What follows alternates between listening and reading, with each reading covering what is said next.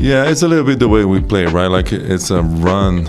Going to be a bunch of runs both sides, so we got to be patient sometimes, and we might go down 10, and then we made a run, and then we finish up in the half. So it's a little bit the way we play. It conditioned to those big runs because you play fast. Sometimes you create turnovers. Sometimes you turn over the ball.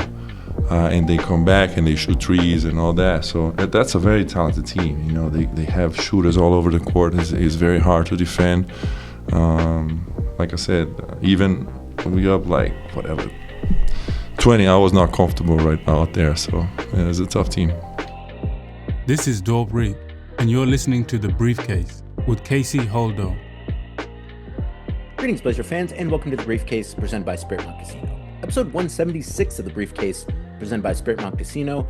I am Casey Holdahl, and your Portland Trail Blazers have gone 3-2 in the first week of the 2025-26 season, went 2-1 on their first three-game road trip of the season, and the NBA Cup starts on Friday versus the Denver Nuggets. We'll talk about the Blazers' start to the year, we'll talk about the road trip, and we'll look at the NBA Cup on this edition of The Briefcase presented by Spirit Mount Casino. Well, there was a fair amount of discussion about the Trailblazers' early season schedule and how difficult it was, myself included. You look at Portland's first 7-8 games of the season, all pretty tough teams, all mostly playoff teams, some road trips in there as well. So, I think at least I had a concern. I won't speak for everybody, but I think personally, I looked at the Blazers' early season schedule and thought to myself, boy, if they only win one or two of these games, like, are people can be concerned? Like, I think you look at the competition and you understand it, but you looked at it when the schedule came out and you thought to yourself, like, boy, this could be a bit of a rough start. And the Trailblazers have played very well to start the season. As I mentioned, starting out 3-2 in their first 5 games. They're playing the exact way that they said they were going to play in training camp. And that's something that I think is probably like the top line for me in terms of my biggest takeaway from the first week of the season for the Trailblazers is that all the talk in training camp and through preseason about playing faster and being more aggressive on defense and using more players because they're going to get up and down, they're going to run, they're going to press, all that stuff that a lot of times gets said during training camp and preseason. And then once the regular season starts, you kind of revert back to your old habits. That's a very common thing in the NBA. That hasn't been the case for the Trailblazers. They've actually stuck to what they said they were going to do. They're playing incredibly fast. They are pressuring 94 feet the entire game. They're getting up a lot of three-point shots. They're getting up a lot of shots in general. And I think that we're really seeing an exciting brand of basketball and an effective brand of basketball from the team because they're playing that way and they're sticking to it. I think it would be easy enough in some moments. And this is something that Thiago Splitter had mentioned after the Utah game that, the way the Blazers play, when you get up and down, when you're going fast, that can really lead to runs in both directions. It can lead to you getting out and having some dynamic quarters, which we've seen out of the Trailblazers so far this season through the first 5 games. Or the other part can be true too, and other teams can kind of get into you. And if your shots are missing and you're taking quick shots, the other team gets going the other direction, and then it can kind of feel like you're losing control a little bit. So it can be easy in those moments to say, like, all right, let's try to switch up how we're playing here. We've got a lead. Let's try to hold on to the lead. And I think we've actually seen throughout the early part of the season that there have been some issues in terms of kind of holding leads late. I think partially because there's an inclination that once you get kind of towards the end of the game, you got to play a different way. But in general, the Blazers have been playing the same way all 4 quarters, and they're enduring those runs that they know are going to come at times where they're having a hard time scoring, but they're also benefiting from runs where, they're going out and outscoring their opponents by 15, 20 points in a quarter because things just are really clicking. So, the fact that they're able to stick with that, even when it's been difficult or when, there's been times where, maybe you would think like, well, let's kind of revert to maybe playing some pick and roll. Let's kind of slow it down a little bit. Really hasn't been the case for the Trailblazers, again, through the first 5 games. And I think you really have to tip your cap to the coaching staff and the players for sticking with it and being successful with it. As I mentioned, 3-2 to start the season. I think that that's probably towards the top end of what people would have assumed the Trailblazers would go in their first 5 games. So I think that's really awesome to see. You have games where you won going away versus the Warriors and the Lakers. And then you gutted out a win on Wednesday versus the Jazz in Utah. And then the 2 games they lost versus the Timberwolves and the Clippers, both those games, you felt like they really had a good chance to win. I mean, in the Timberwolves game on opening night, that was a situation where Blazers had a lead going into the third quarter, and Anthony Davis, just being, one of the best players in the NBA, definitely the best player on the court that night, really kind of able to turn the game over or give the game to the Timberwolves by taking that game over, I should say. And so that one, obviously you would have liked to gotten that game, but I think you felt really good about the way the Trailblazers played in that one. And then, kind of the same idea with the Clippers in that, you get off to kind of a rough start. You have a fantastic second quarter. You take a lead into the halftime intermission, a lead that probably should have been a bit bigger. I feel like they kind of let their foot off the gas a little bit in about the last minute, 2 minutes of that second quarter versus the Clippers. Clippers end up pushing back, end up winning that game. But both those games, I would say, versus the Timberwolves and the Clippers, again, you felt good about the way the Blazers played in those games. Timberwolves and Clippers are two very good teams that I think most people expect to be towards the top of the standings in the Western Conference when the season is over. And you played them really well. And kind of my takeaway from both those games was that I feel like if these games were a little bit later on in the season, I think Portland gets those games. It's just they're still a young team. They're still learning how to play together. They're still learning how to play and how to win. And that's the thing for a young team. And, the Blazers obviously have more veterans now on this team. Obviously, bringing in Jrue Holiday gives you an extreme veteran presence. Jerami Grant, who has been absolutely fantastic to start the season, obviously a vet as well. Denny Avdia, I think, is to that point in his career. Toumani Camara's got a little bit older, even though he's only in his third season. So there's lots of guys on this roster that can kind of fill that role. But when you're still a young team, and when you're a young team, you got to learn how to win in the fourth quarter. Like that is a thing in the NBA, and that in the first three quarters, you can go out and play well, and particularly if you're playing against another really good team, they know what they need to do in the fourth quarter in order to get a win. And once the fourth quarter comes around, those are the things they're going to do. It's called winning time for a reason. And I think for Portland, it's still just a situation where they are still learning how to do some of those things, how to win in the fourth quarter, what they need to do in order to be successful in crunch time late. And I think, you kind of saw that versus the Jazz, a little bit of a mixed bag there in as much as that Blazers were up, I think, around 18 points in the fourth quarter. So you'd really would have preferred that one not go down to the wire as it did.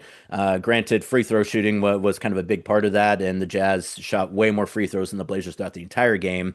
We'll talk about that here in a minute. But if the Jazz shoot even 10 fewer free throws, that's not a game in the fourth quarter. So there's always. And that's something the Blazers can control. They have been doing a pretty good job of not fouling going into that game, and then not necessarily the case versus Utah. Definitely a different style of basketball than they had to play versus the Lakers and the Clippers. So that's part of it. But either way, they were able to get that game. And that's just something that takes a little time, is to learn how to do that. So I think through those first 5 games, you feel really confident about where the Trailblazers are at. As I mentioned, they're playing fast. They're pressuring full court. The Blazers, as of the recording, are first in opponent turnover percentage at 21.4%, which means their opponents are turning the ball over about 20% of their possessions, which for the Trailblazers, that's fantastic. They're jumping passing lanes. I think we're seeing guys, you got your Tumanis and your Matisses. Matisses has been ridiculous. He's got that little thumb thing now. Hopefully it's not too bad. But he's going out there and just being an absolute demon on the defensive end. Same with a guy like Chris Murray playing really good basketball. Blake Wesley has been, I think, an absolute revelation through the first 5 games of the season. A guy the Blazers kind of, I won't say got off the scrap heap, but, got cut by the Spurs and ended up in Portland. And, you had JJ Redick, talking about Blake Wesley in his pregame discussion versus in the Laker game. And he's like, the guy, Blake Wesley, like, this was not the guy that I saw in San Antonio. Like, the guy I see on tape with the Trailblazers looks a lot different than the guy I saw for the Spurs. So, between all those guys, you just got so many guys who are just really heady defenders, and it's resulting in the Blazers, as I mentioned, like creating possessions with their defense. They're first in steals right now at 12.2 per game, and ball handlers going up against Trailblazers right now, unless you have a good handle, you are not going to be able to get up the court versus the Trailblazers, because they are not going to ever let up. There's never, I can't think of many possessions for the Trailblazers through the first 5 games where they just let the opponent bring the ball up to half court. Like, usually there's someone right in that player's grill. And if it's someone that they really feel like, probably maybe is not as comfortable as a ball handler as you would maybe like. They're really going at those kind of guys, which has resulted in the Blazers having the sixth best defensive rating in the NBA to start the season at 110.2 points allowed per 100 possessions. And then on the other side of the ball, they're getting up shots really early in the clock. They're second in pace at 106.9 possessions per game and third in attempts right now at 94.8 field goals attempted per game. That's, again, not something we're necessarily accustomed to seeing the Blazers doing. They're taking a lot of three-pointers, which they've been ticking up in that regard the last couple seasons. They're taking it to an all different level right now. They're fourth in three-pointers attempted so far this season at 43 per game. They're doing a great job offensive rebounding, one of the best offensive rebounding teams in the NBA. They're eighth right now in offensive rebounds at 13.6 per game. Donovan Clingan has been absolutely elite on the offensive glass to start the season. He's been great throughout the first 5 games. Regardless, really a guy too who teammates are really singling out for praise. I think when you talk about what the Blazers are doing defensively right now, looking great doing it. None of that is able to happen unless you have a guy in Donovan Clingan in the paint who's able to lock down the rim. You can have a bunch of awesome wing defenders, but if a guy gets past that guy and then it's a layup line to the rim, all of that great defense on the perimeter doesn't really amount to much. So having a guy in Donovan Clingan that can shut things down once the ball gets into the paint or the rim, that really sets the Blazers up to be able to play an aggressive style of defense, which they've been doing. Same thing with offense too. Donovan on the offensive glass gives them extra possessions, allows them to play faster because they feel confident that they can get the rebound. If they're going to take a quick shot and miss that quick shot, they feel like, hey, we're going to get another chance at this anyways because we're a very good offensive rebounding team. So let's go ahead and get those shots up early. It's going to allow us to play faster. It's going to allow us to play more possessions, and that's going to come back to us in the end. And again, that has been the case so far. And they're also really trying to get out of the habit of taking a lot of mid-range shots. That's been a real thing in the NBA for the last couple seasons. Again, Blazers kind of remaking their coaching staff and deciding to really lean into the notion of threes and shots in the paint. That is something that they have been absolutely emphasizing in the early part of the season. Shots at the rim or shots from three, those are what they're looking for. If guys have open looks in the mid-range, particularly guys like Jerami Grant, Denny Avdia, guys who have very good mid-range games, they can take those, but I think the coaching staff is really trying to get across to the players that, hey, if we limit those kind of shots and really work to get better shots, it's going to behoove us in the end. And I think absolutely we've seen that so far. So again, first 5 games for the Trailblazers, really quality on both sides of the ball, really fun basketball as well. I think that fans have really enjoyed watching this team. In fact, I've seen some of the ratings that we've been putting up, and fans are definitely enjoying watching the team, which is great to see. It's really exciting that fans seem enthusiastic about this team, and that enthusiasm has not seemed to have waned, at least through the first week of the season. Again, it's still early, but it's been really gratifying to see how excited people are about this team, and that's something as someone who covers the team, you just love to see. And getting to a few more of these stats here real quick. The Blazers have recorded 10 plus steals in each of their first 5 games this season. They're only the third team to do that in the last 10 seasons. The 2016-17 Atlanta Hawks did it in 6 games. The 2024-25 Cleveland Cavaliers did it for 5 games, and your Portland Trail Blazers 25-26 have done it in 5 games so far. So if they get another one, they will at least match what the Atlanta Hawks have done. They play the Denver Nuggets, a team that is a fairly good ball handling team, a team that is a veteran team and obviously has championship experience. So that's going to be a little more difficult, but we'll see how the Blazers turn up on that because they have been phenomenal in terms of steals. And then you talk about a guy in Jerami Grant who has really allowed the Blazers to play a different way. And I think, you looked at this Blazer team and you felt really confident about what they were going to be able to do on the defensive end. But when you kind of started to conceptualize what it was going to look like offensively, I think that there is some concern there that, hey, who's going to be able to score in some of these units? The answer to that question, at least in the first 5 games of the season, is Jerami Grant. He has been on an absolute tear throughout the first 5 games of the season, coming off the bench and really playing some of the best basketball. I think probably the best basketball we've seen Jerami play in Portland. And again, it's 5 games, so you don't want to make too big of a deal of it. I mean, you should really feel good about it because what Jerami is doing is not easy to do, and you really hope that can extend out throughout the entire season. Because if so, again, that really changes what your expectations might be for this team if you have a guy like Jerami Grant coming off the bench, putting up the numbers that he's putting up right now. Through 5 games, Jerami Grant has scored 108 points. That is the third most points that any player off the bench has scored through the first 5 games of the season in the last 25 years. Jason Terry with the Dallas Mavericks in 2007, 2008 put up 115 points in the first 5 games. Tyler Hero with the Heat in 21-22 putting up 110 points. And then you have Jerami Grant right below that at 108 points. And again, it's not even like Jerami is doing it with a ton of shots or inefficiently. He has been so efficient through the first 5 games of the season, averaging 21.6 points on 53% shooting from the field, 47% shooting from three, 87% shooting from the line, and he's getting to the line as well, which is it's hard to overstate how important it is for the Blazers to have a guy like Jerami Grant who can get to the line, generate some points from the free throw line. He has been absolutely fantastic in that. 2.6 rebounds, 1.4 assists, 1.4 steals as well for Jerami in 27.4 minutes per game. If you're going to have to go to the bench, which again, I think, everyone knows that, or at least you should know that NBA players want to start. They do. And they're not especially stoked when they have to come off the bench. But I think Jerami's accepting that and is doing exactly what you want to see a player do when they get put on the bench, is that they don't.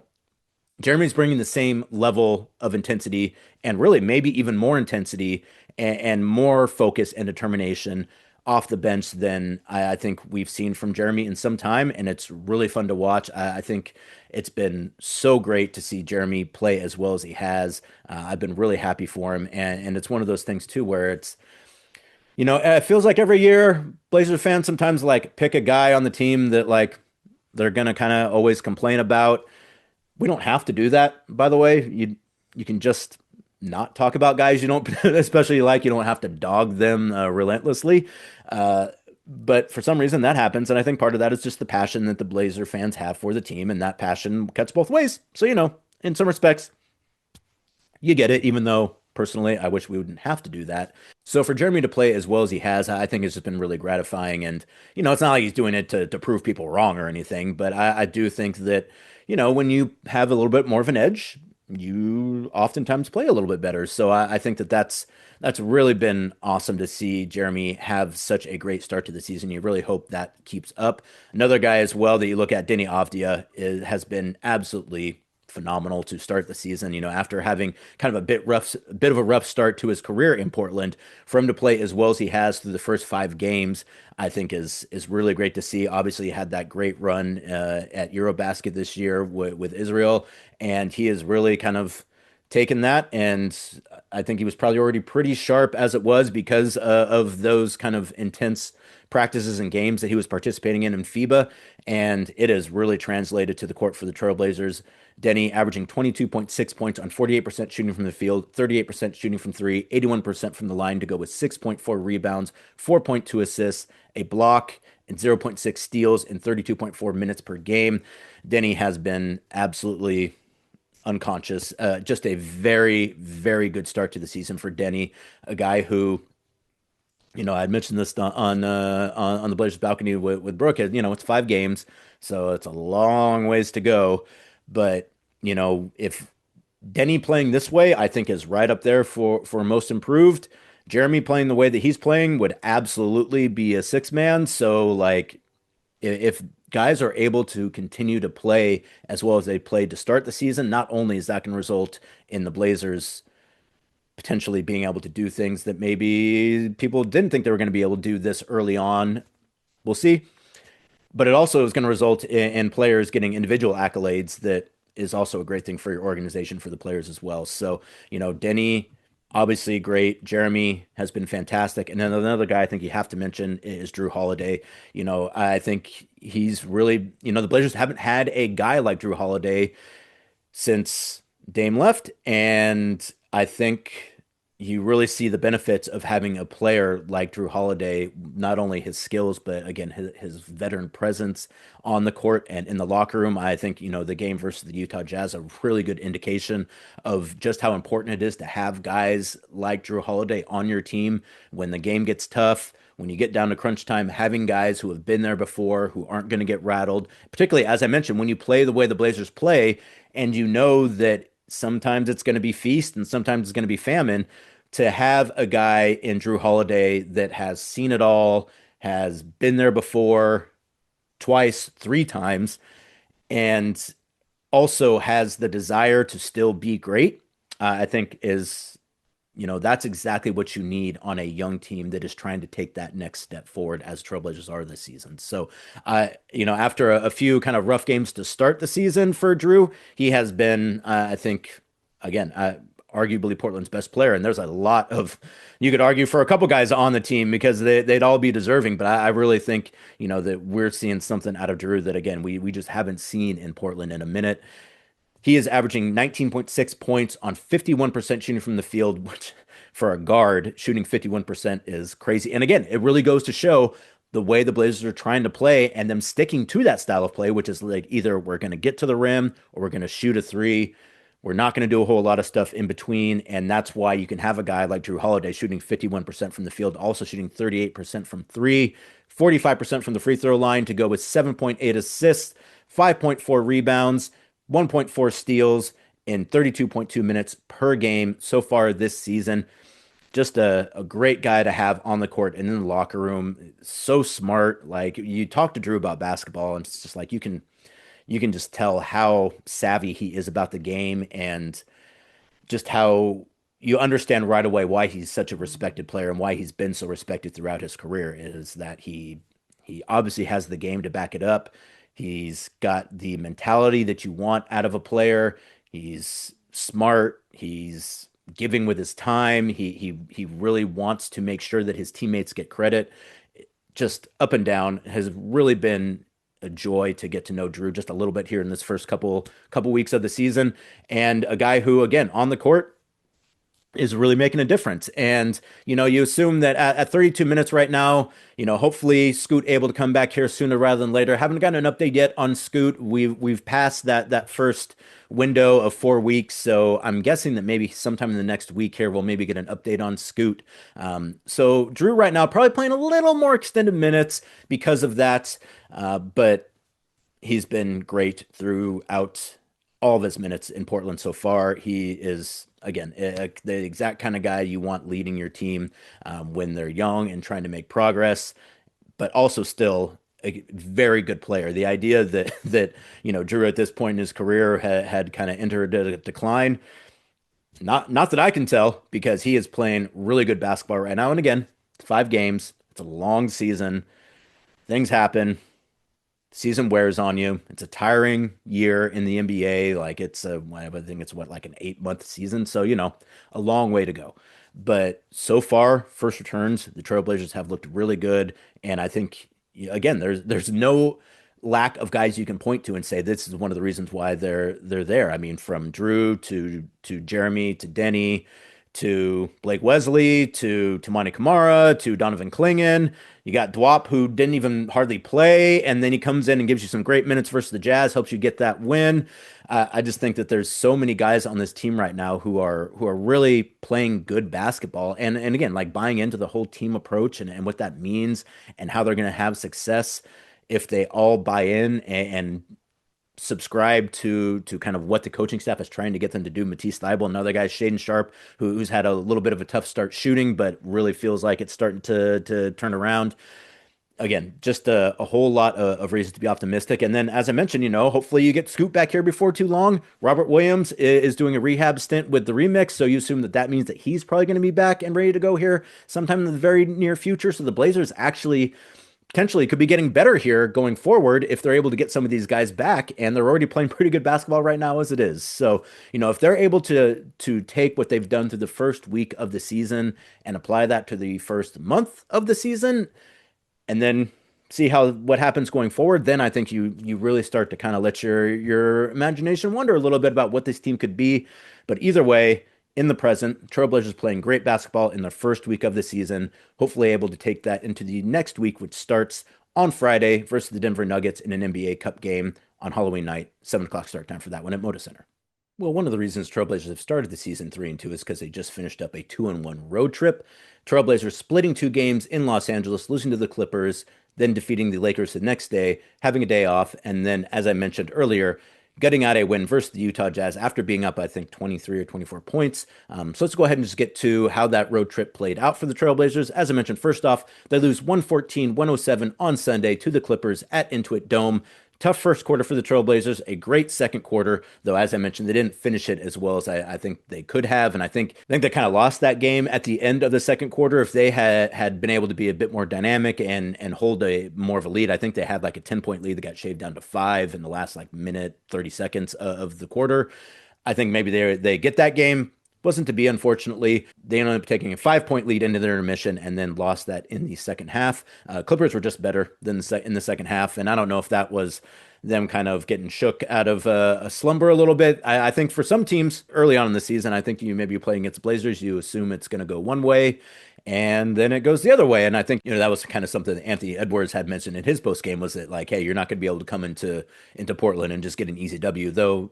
Anthony, you guys did lose to the Trailblazers in Portland last season, by the way, so that was already the case last year too. But nonetheless, I'm not gonna dog a guy for saying nice things about the team. But the Trailblazers not able to get that one versus the Clippers. They go cold in the second half. They shot 37% from the field and just 19% from three in the second half. They still had a chance in that game. They ended up losing by 7, but again, a game where they probably needed to play a little bit better in the end of the second or first half, and then they need to play much better in the second half. Their offense has kind of escaped them in the second half, and you got to give the Clippers credit for that. So not able to get that one, but they were able to bounce back the next night versus the Lakers to get a 122-108 victory versus the Lakers for their first road win of the season. Lakers shorthanded in that game. They also had played Sunday nights. Blazers using their pace and full court pressure to take control of that game really kind of from the first quarter. First half saw the Trailblazers hold the Lakers to 1 of 12 shooting from 3 while not allowing a single point off the bench for the Lakers. And again, they're playing without Luka, they're playing without LeBron, playing without a number of other guys as well, Gabe Vincent, a few other guys who I don't even recall at this point. So that definitely plays a part in that. But the Portland Trailblazers also played a part in that, not allowing the Lakers to get that one. And, the Lakers end up beating the Timberwolves 2 nights later with basically the same roster. So, it's not like they're not a good team when they've got their guys out there. Not they're able to get wins, I should say, at least, particularly when they're at home. Timberwolves weren't able to get to win versus the Lakers. Your Portland Trailblazers were able to get that win. On the offensive end, Denny Avdia and Jerami Grant continued their early offseason excellence, scoring 31 of Portland's 57 points in the first half. Second half played out much the same way for the Trailblazers. Lakers shot a better percentage from the field, but the Blazers turned them over 14 times in the second half for 20 points and converted 22 second chance points to just 6 for the Lakers. And that's something, too, for the Blazers. When you look at their team, and you wonder kind of where some of the scoring is going to come from, I think the answer to that is second chance points and by playing better in transition than we've seen them play in the last decade. If you don't have necessarily the guys who are able to put up a ton of points one-on-one or through the flow of kind of your regular offense, being able to get second chance points, being able to get points in transition is incredibly important. And I think we've seen that from the Trailblazers early on in the season, is that whatever deficiencies they might have in terms of shot making on their roster, they've been able to make up for that with offensive rebounding and transition and holding their opponents to low shooting as well. So, there's more than one way to do it in the NBA. And a lot of times, most teams did it with scoring. Now I think we're seeing more and more that teams are obviously, you have to score in the NBA. It's still an offensive league, but to have success, I think we're seeing more and more that you need to have good quality defenders up and down your roster. And the Blazers are a team that initially in this season has shown themselves to have a lot of very good defenders on this team. And so they're able to make up for, again, some of those inabilities to maybe hit as many shots as you would like, because they're able to get some better, easier shots on the back end by getting second chance points. Blazers go up by as many as 18 in the game and were able to rest their starters, or at least play them sparingly in the fourth quarter to get that 14-point win that, to me, that felt more like a 20-point win than a 14-point win. I didn't ever really feel like the Blazers were going to lose that game after, I would say, halfway through the first quarter. And so the run of play in that one, I think, even though you won by 14, which is the solid margin of victory, felt like it could have been a little bit more to me, actually. Denny Avdia in that game goes 8 of 17 from the field, 5 of 8 from three to finish with 25 points, 4 assists, 4 rebounds, 3 blocks, and a steal. Jrue Holiday goes 10 of 15 from the field, which, again, ridiculous for a guard, especially. 4 of 7 from three for 24 points, 6 assists, 5 rebounds, 2 blocks, and a steal. Jerami Grant, once again, doing what he's done all season long, all early season long, I should say at least. 22 points, 7 of 13 shooting from the field, 3 rebounds, 3 assists, 3 steals, and a block in 28 minutes off the bench. Donovan Clingan as well, having one of his best games, probably his best game of the young season so far, versus his mentor, or at least his vet, DeAndre Ayton. Donovan absolutely loves DeAndre, but when you love someone, you also want to beat them too. So I think that Donovan had a little bit extra in that game as well. It goes for 16 points on 8 of 12 shooting, 14 rebounds, 2 assists, 2 blocks, and a steal. Really like what we've seen out of Donovan Clingan early in the season. Shaedon Sharpe, 16 points, 7 rebounds, 4 steals, 2 assists in 28 minutes. Shaedon, again, kind of struggling from the field a little bit to start the season. Got a phenomenal dunk in that game. Kind of a pressure release dunk for Shaedon, I feel like. Has since started to play a bit better on the offensive end. Not at all concerned about Shaedon early on the season. Other guys are able to make up for that. But I think once he kind of catches his rhythm, which I'm sure he's going to do. In fact, he's already kind of feels like it's going that direction anyways after the Jazz game. Really, really excited about what Shaedon's able to do in that starting unit. So I think we're going to see more and more of that. He also surpassed 1,000 field goals in that game, making him the youngest trailblazer in franchise history to put up at least 1,000 made field goals. Congratulations to you, Shaedon Sharpe. Austin Reeves in that one led all scorers with 41 points. Austin Reeves he's kind of the last man standing in terms of kind of the quote unquote stars in Los Angeles. Heck, I would say at this point in time too, Austin Reeves is a borderline all-star guy. Like you gotta give him his propers. Like he's a very good basketball player. So he's been playing great, but not enough to defeat the Trailblazers. Did get the game winner versus the Timberwolves the other night. Not in the position to do that versus the Trailblazers because they had a much larger lead than that. So a very good win for the Trailblazers in Los Angeles. Again, versus a shorthanded Lakers team, but you can only play the teams that are on your schedule. You can only play the versus the players that are healthy and available to go. On the road, you never look a gift horse win in the mouth.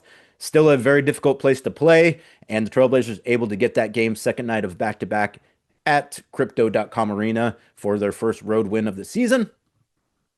Spend the night in Los Angeles, head to Utah the next day to wrap up the trip versus the Utah Jazz on Wednesday. Trailblazers end up getting that game 136-134 Wednesday night in front of a sold-out crowd at Delta Center.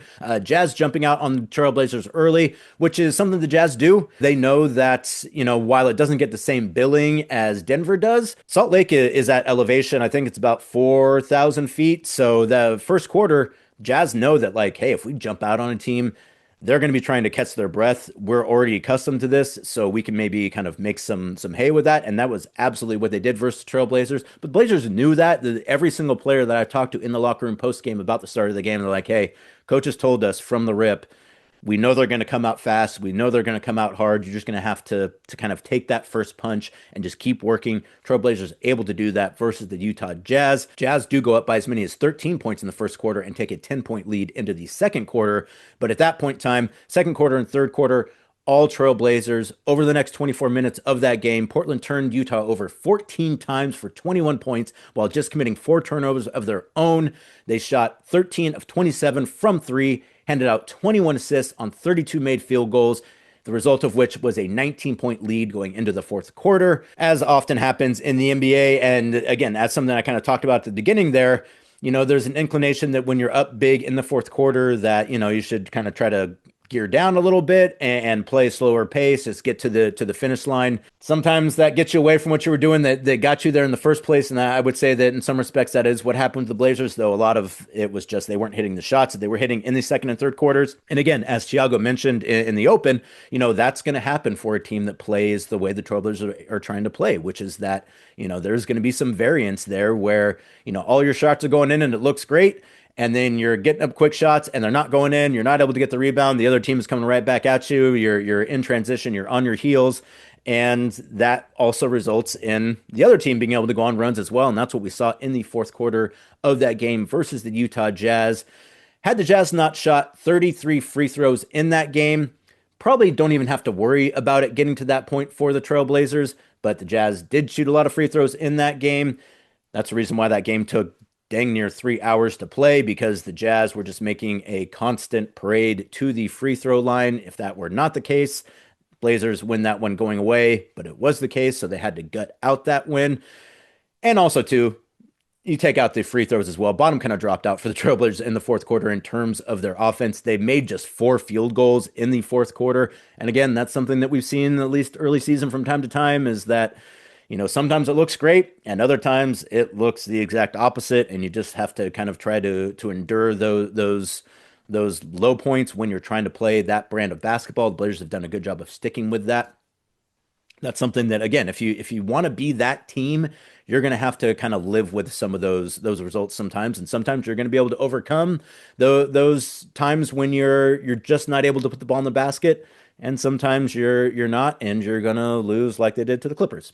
So that's kind of the risk reward in terms of playing that brand of basketball. But I think obviously the idea is that if we get good enough at playing that way, more often than not, it's going to benefit us. And I think we've seen that early on the season. But you've kind of seen it on both sides, and you saw it in the fourth quarter of that game versus the Jazz. Blazers had a 22-point lead with 10 minutes to play, ended up turning that into a 1-point lead with 9 seconds to play. As I mentioned, Jazz just consistently going to the free throw line. And also the other part about that too, Blazers turned the ball over, I think, 4 times in 2 minutes. In the last 2 minutes of that game versus the Jazz, if you're not making shots, that's not great, but you can't also not make shots and turn the ball over. That puts you in a really difficult position, as Trailblazers found themselves in the last 30 seconds of that game versus the Jazz. Does turn into a free throw contest shooting late, which unfortunately is kind of what happens in the NBA sometimes. Jazz are trying to save the clock, so you understand why they're fouling. Blazers were up 3. They don't want to give up the potential of a three-pointer, so they're going to foul in order to limit those offensive possessions to 2 points if at all possible, and that is the way that it played out. Basically goes back and forth that way for about, I think, 3 or 4 possessions late in the game. Finally, it gets down to about 5 seconds left. Blazers foul Kyle Filipowski. He makes the first free throw, intentionally misses a second free throw to kind of break that rhythm and give the Jazz potentially a chance to get the ball back, get up a field goal to either tie the game or win the game. Fortunately for the Trailblazers, Filipowski with the intentional miss, Jrue Holiday there to corral the intentional miss. Jazz weren't able to foul him quickly enough, even if they wanted to at that point anyways, to secure the 1-point win, the 2-point win for the Trailblazers. Great heady play by Jrue Holiday. I think he probably knew what was coming there. I had a bit of a sense that maybe, the Jazz were going to try to intentionally miss that second free throw, because, again, once you kind of go back and forth a couple times and the clock continues to run, you got to kind of make a move to change the game. And the Jazz did, but didn't work out for him, which also, that's another thing, too, that, like, it's interesting to see the way that some things are changing in the league. Like, I think much in the same way that you're seeing, like, in the NFL and college football, the teams are going for it a lot more on fourth down.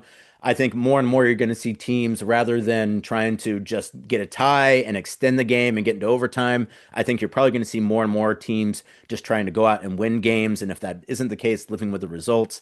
That's what happened to the Utah Jazz on Wednesday night in Salt Lake City. Trailblazers able to get that 2-point win to finish that trip 2-1 and get to 3-2 on the season. Jrue Holiday leads the Blazers in veteran presence and scoring in the fourth. 24 points for Jrue to go with 8 assists, 5 rebounds, and 2 steals in 35 minutes. Denny Avdia shoots 50% from the field, goes 7-10 from the line for 19 points to go with 9 rebounds, 5 assists, a steal, and a block in 34 minutes. Toumani Camara, one of his better games of the season thus far, 17 points, 4 rebounds, 5 assists, 2 steals in 31 minutes. Both Shaedon Sharpe and Jerami Grant finished with 18 points each. Blake Wesley, once again, playing fantastic basketball on the defensive end and doing enough offensively to keep himself on the court. 10 points, 3 assists, 2 steals, and a block. And then you got Dwop Reith, who, as I mentioned, I don't think he had played any non-garbage time minutes going into that game versus the Utah Jazz. Gets some first quarter minutes along with Ron Rupert. Dwop goes out there, hits 3 threes, 9 points, really helped stabilize the Trailblazers at a time they needed it. Love what you see out of Dwop, a guy who always stays ready, a guy who, again, everyone loves, and it's just so gratifying to see a guy kind of do things the right way.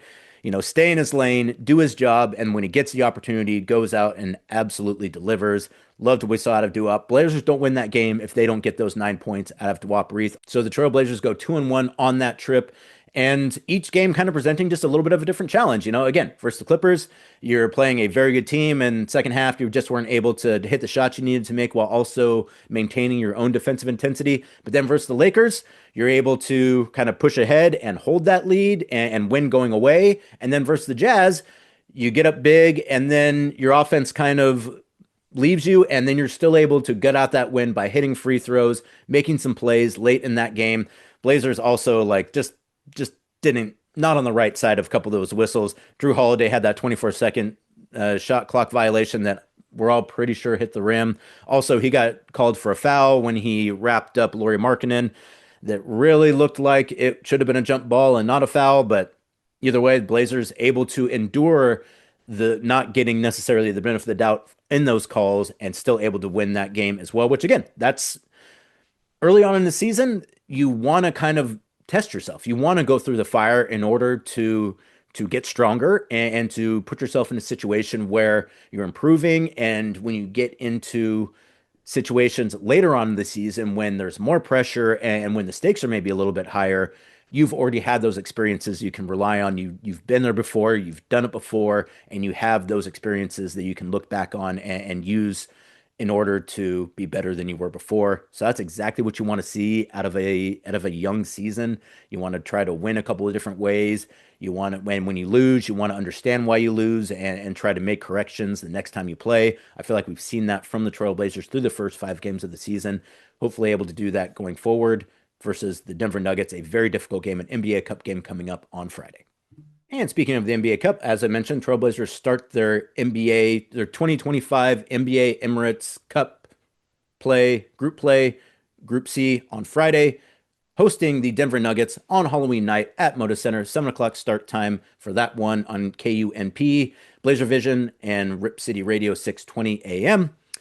First game of the 4-game group stage slate for the Trailblazers. I think at this point in time, people are probably familiar enough with the NBA Cup that I don't have to explain it. But real quick, you got 3 groups in each conference, 6 groups total. Team that comes out of each group with the best record, and then one wildcard team, which is the team that finished second in a group that has the best record, move on to the quarterfinal, then the semifinal, then the final in Las Vegas.